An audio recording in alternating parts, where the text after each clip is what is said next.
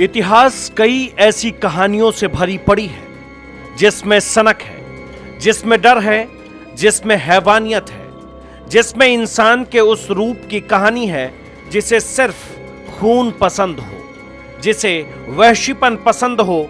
ऐसी ही एक कहानी है दुनिया की उस महिला किलर की जिसे लड़कियों का खून पीना पसंद था। यह कहानी है यूरोप की एक महिला की जिसका ताल्लुक था शाही परिवार से, लेकिन उसके कृत्य ऐसे थे कि कोई भी उसे इंसानी शरीर के शक्ल में जानवर ही कहे। वो इस तरह की खूंखार थी कि लोगों ने उसके नाम भी बदल दिए थे। एलिजाबेथ बथोरी ये नाम उस महिला के माता पिता ने रखा था, लेकिन बाद में उसका नाम लोगों ने रखा द ब्लड काउंटेस। कहते हैं कि ऐसा इसलिए क्योंकि उसे पिशाच बनने की ख्वाहिश थी, लेकिन आखिर में उसकी पहचान यूरोप की सबसे बड़ी सीरियल किलर के रूप में रही। आप इसे सोचकर हैरान हो सकते हैं, बार बार सोच सकते हैं कि ऐसा होता है क्या कि किसी इंसान के दिमाग में ऐसी बातें भर जाए कि खून पीने से उसका बुढ़ापा नहीं आएगा। ऐसा ही सोचती थी एलिजाबेथ बथोरी।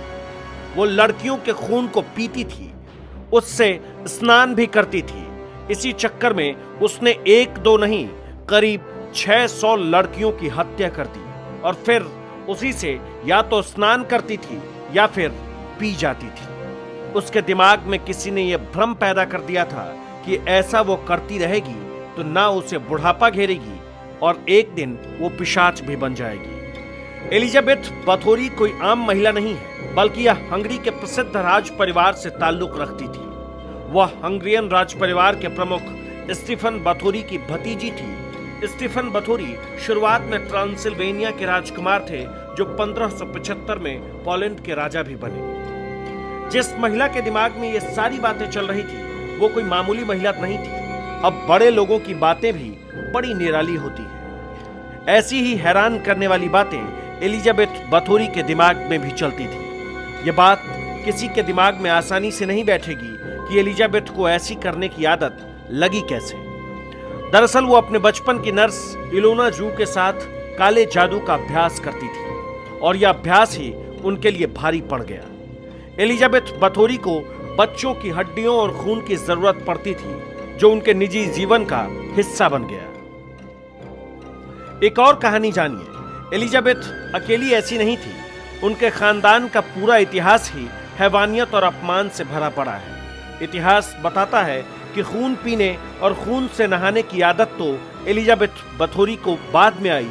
पहले उन्हें दौरे पड़ते थे और उनके खानदान का असर भी उनके ऊपर दिखता था।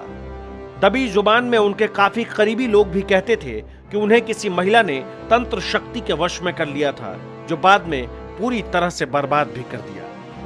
इतिहास ऐसी कई कहानियों से भरी पड़ी है। एलिजाबेथ के चाचा को भी शैतान का पुजारी कहा जाता था। उनकी चाची जादू टोना में इतनी माहिर हो चली थी कि परिवार के कई लोग को अपने कब्जे में लिया और फिर इस आग में झोंक दिया।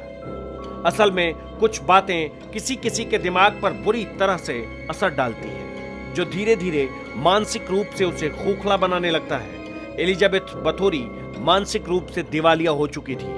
आखिर में ऐसी ही पागलपन उनकी मौत की वजह भी बन गई।